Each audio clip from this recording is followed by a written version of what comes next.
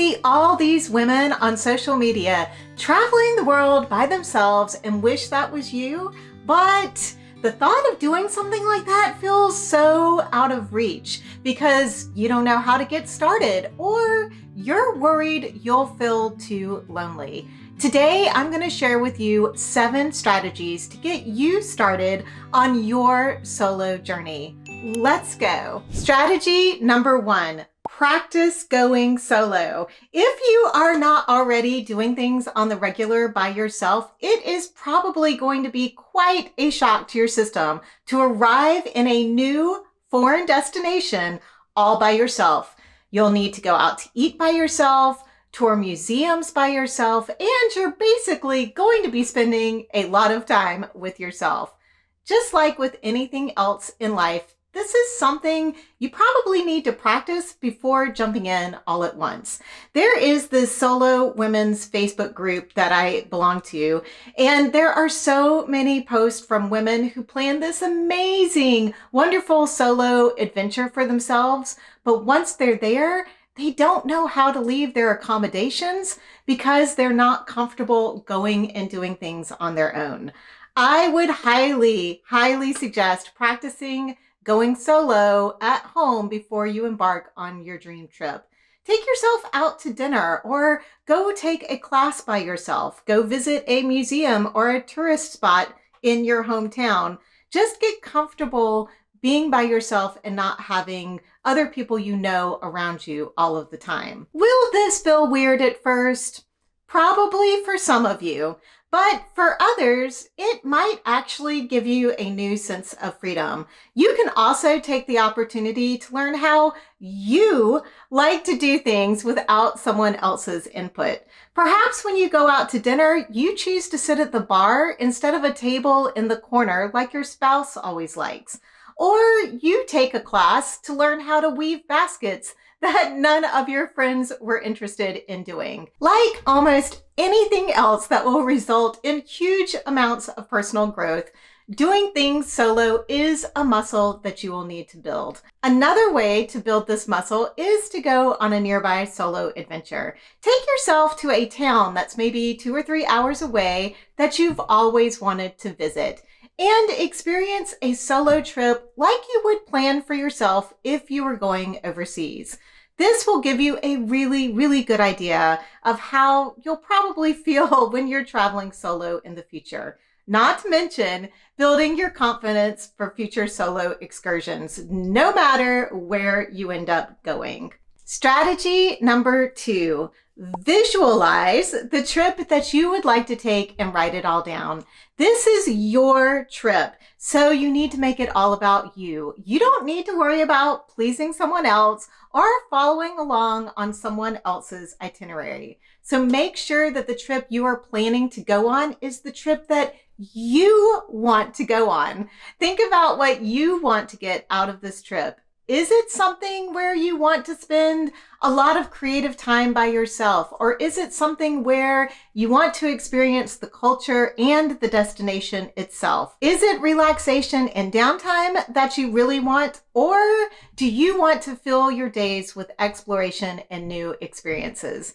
No matter what direction you want, make sure that you are writing it all down and you have a good idea of what it is you want to capture on your vacation. Like with so many things in life, if you don't have a goal, sometimes it's easy to get lost in doing all of the things that you think you're supposed to be doing, but not really enjoying them all that much. So if you think that you're supposed to visit the Eiffel Tower in Paris, or you think that you need to go have a night market experience in Seoul, but those aren't really the things that you enjoy doing, then you don't need to plan those things. Basically, this is a journaling opportunity to really get a feel for what you want to get out of your travels and not try to follow in someone else's footsteps that maybe aren't the right footsteps for you. I'll admit this is something new that I've started including in my travel planning, and I just get a small little notebook and I start to write things down about what I want to do at the destination, what are my top priorities, and what do I want to feel while I am in the location? Am I looking for excitement, calm, a sense of accomplishment, new confidence? Get into the emotions of the trip in addition to all of the concrete specifics. After all, traveling is a full sensory experience no matter where you go. Strategy number 3, get firsthand knowledge of your destination. This can be incredibly helpful for figuring out logistics and learning from others' mistakes before you go. Look for meetup groups in your destination, or even look for expat groups on Facebook that are at the destination you are traveling to. Many times, people in these groups are going to be incredibly helpful to you because they obviously love this place that they have moved to, and they're going to be more than happy to talk to you about the things that will make your trip great and things that you should probably avoid doing. You can also always watch travel vlogs here on YouTube of other people who have traveled to those destinations and get a really, really good idea on mistakes not to make, logistics, or certain small little details that might make a big difference to you on your travels. Before I went to Japan last year, although my daughter had already been there for about a year, I watched a lot of vlogs about Japan, and I also talked to a couple of my subscribers here, thank you very much, who reached out to me in my DMs, and I got some advice on things to wear, places to go, foods to eat before I left on my trip. It was extremely helpful. It's so easy these days with social media to reach out to somebody that you don't know or don't really have a direct connection with in order to get information. People are always more than willing to share about their good experiences, so don't be afraid to jump into somebody's DMs. Strategy number 4, choose your travel style. There are 2 different kinds of solo travel, independent travel and organized tours. But there are so many different options within each of these styles. Too often, I think people see solo travel as only those who take off with a backpack to spend months traveling around the world, but that is truly just a tiny, tiny little portion of solo travelers. Let's talk about the independent travel categories first. You have the on-the-move travel, meaning you are constantly moving from place to place, usually not spending more than 3 nights in one location. And this is great if you want to see a lot in a very short period of time. And even though it wasn't a solo trip, this is what we ended up doing in Japan last year. We spent a few days in Tokyo, a few days in Osaka, and then a few days in Kyoto.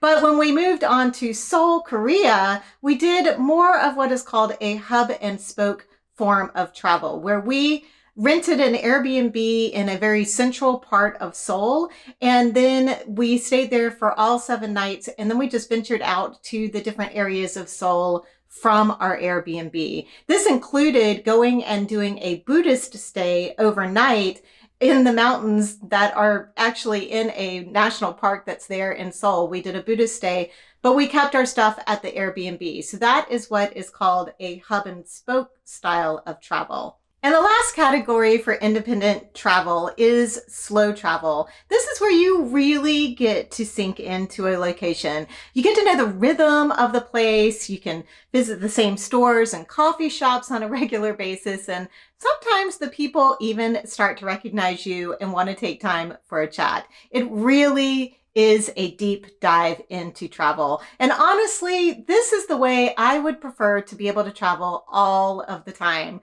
This is how we traveled when we went to Puerto Rico this year. And although I was with a group, I did have an Airbnb to myself for a full week. We were there for about 2 weeks, and we're looking forward to going back for at least a month next year. It really is my dream to be able to go to various different places I have on my bucket list around the world and spend anywhere from 2 weeks to 3 months exploring and immersing myself in that particular destination. I haven't been able to do a whole bunch of it yet, but I am looking forward to more of it in my future. Moving on to the organized style of travel, it also comes in many forms, and they're not all escorted tours, although that is the first one that we are going to talk about. On an escorted tour, it's usually you and maybe 10 to 30 other travelers, and you're going to follow a guide and a pre-planned itinerary. It is an efficient way to travel and see a lot, and it ensures that you have companions along the way and that a lot of those pesky logistic details are taken care of. In fact, this is the way that my mom and I are traveling to Ireland this year, and I'm very much looking forward to not having to make any decisions on that trip. But there are also other ways to do organized travel. A resort, for instance, could be considered organized travel, especially one that is all-inclusive, because you basically pay for everything up front, and then it's all taken care of for you when you get there. And if relaxation is what you are looking for, usually you're going to be going for an all-inclusive resort, but they can also be used as a base to explore an area, similarly to the hub and spoke option that I talked about before. Next on the organized style are cruises. Whether it's a river cruise or an ocean cruise, a cruise ship is kind of like a floating all-inclusive resort. With the river cruises, the ships do tend to be a bit smaller than the ocean cruise ships, and usually a bit more friendlier for solo travelers. It is a great way to get off and get back on a lot easier than it is with some of the ocean cruises. I have friends who've done some fantastic bike river cruise tours that are a combination of being able to go ride the bike during the day, and then they hop on the river cruise boat during the evening, and then they hop off at another location again the next day and get on their bike and ride through the countryside. It sounds like a fabulous way to travel. It may even be something that goes on my bucket list soon. It's not there yet, but it's getting close. An ocean cruise obviously is the typical cruise that we all think of. Now, with the cruises and some of the escorted travel guided tours, you may have to pay an extra fee for a single supplement. Although, because solo travel has become so popular over the past few years, you can more easily find companies that don't charge you those single supplement fees. And lastly, there are the tours that are called self-guided or untours. These trips have been organized by a travel advisor for you. So the travel advisor has done everything for you. They have booked your accommodations, they've organized your transportation, they basically do everything to do with logistics, including moving your luggage around for you if that is necessary. It is a hybrid travel style that makes it a lot easier for you to embark on a more independent solo tour, but without all of the headaches of planning everything. Strategy number 5. Consider using Chat GPT to start the travel planning process for you. Say what you will about AI, but it can be extremely helpful in doing some research for you at the beginning of your travel planning. You can use Chat GPT to help define what your travel preferences are, get destination suggestions, research your top choices, and plan your itinerary. I have put together a cheat sheet on how to use ChatGPT to start your travel planning, and I'll have a link to the free PDF below in the description if you want a little help getting started. One thing I would say is after you've started your research and planning with ChatGPT, to go directly to the sources to confirm that the names of hotels haven't changed, or if a tourist site is now requiring timed entry for access to the attraction. This is especially true if you are using the free version of ChatGPT, because it is generally gathering information from older sources. Strategy number 6, go old school and pull out a paper map to help plan your itinerary. In this digital age, it is easy to rely on GPS and online maps, but there's something incredibly empowering about spreading out a large paper map and getting a bird's eye view of your entire journey. First off, A paper map gives you a tangible sense of the scale and the geography that you just can't get from that tiny little screen on your phone. You can see the big picture and kind of trace your finger along possible routes and mark places of interest without constantly having to zoom in and zoom out. And this can be especially helpful for solo travelers because it allows you to visualize and plan your itinerary more effectively, ensuring that you're not missing any hidden gems along the way. Plus, paper maps don't run out of battery or require Wi-Fi, which means you can totally rely on them no matter where you are. It's also a great backup in case your phone dies or you find yourself in a remote area with no signal. But beyond practicality, there is a certain nostalgic charm to using a paper map. It connects you with the explorers of the past and gives you a sense of adventure that, is really hard to replicate with digital tools. I have always been kind of a map nerd ever since my dad taught me how to read maps. So I love using a map to figure out how I am going to plan my vacation days. I think they are especially fun for road trips because you can find spots and roads that you might not venture on otherwise. If you are a very visual person, using a map can turn the planning process into a fun, creative, and really mindful part of your travel experience. Plus, it's a great way to disconnect from screens and engage with a tactile experience of travel planning, helping you really set the stage for an unforgettable solo adventure. Strategy number 7. Explore free or almost free organizations for a sense of community and support. When you're traveling alone, especially as an older woman, finding a sense of community and support can be incredibly reassuring. This is where some fantastic organizations like Sister Stay or Women Welcome Women Worldwide, also known as 5W, Meetup, and the International Greeter Association come into play. Let's start with Sister Stay. This fabulous network connects women over 50 with like-minded hosts across the globe, providing a safe, welcoming, and friendly place to stay. Imagine showing up to a new city and being greeted by a local woman who's not only ready to share her home, her insider tips, but could also become a lifelong friend. I heard about Sister Stay last year on a fabulous podcast called Mixing Up Midlife, and I've been following them on Instagram ever since. Such a fun group of ladies. By the way, I will have links to all of these organizations in the description below if you want to check them out, and I really do encourage you to look into them for your next trip. Then there's Women Welcome Women Worldwide, or 5W for short, which is all about fostering connections between women travelers and their host. The women involved in this group tend to be in their 50s and 60s, so they're perfect for our demographic. And it is such a beautiful way to experience the local culture through the eyes of another woman, sharing stories and experiences that can make your journey truly special. You can meet a local woman for a cup of tea or a walk around an interesting neighborhood, or perhaps even go shopping. I have just recently learned about this group and I can't wait to have my first experience with them.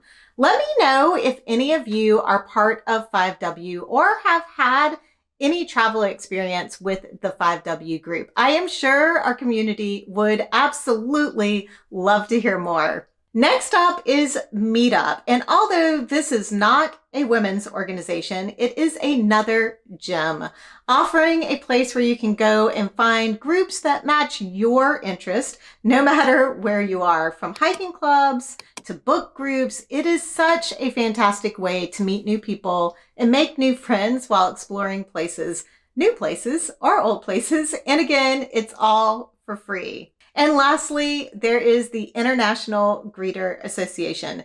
These are enthusiastic locals who volunteer their time to show you around their cities, giving you a unique and personal perspective that you're not going to find in any guidebook. This would be something I would try to organize for my first or second day at my destination, because you never know what new experiences your guide might suggest that are not on your itinerary. And you're going to want to be open to those opportunities and add them to your itinerary. With all of these organizations, it's about making genuine connections and experiencing the world in a more personal and enriched way. Consider reaching out to these incredible organizations. They not only provide practical support, but also add a layer of warmth, friendship, and security to your adventures, making your travels even more memorable and fulfilling. Basically, just taking it all to the next level. Now, I'm sure, like most women, that safety is a big concern of yours, and that concern just might be holding you back from solo travel, which is why you should watch this video next, so you'll feel confident enough to use all of the strategies that you learned in this video. Thank you so much for watching. I hope you have safe and wonderful travels.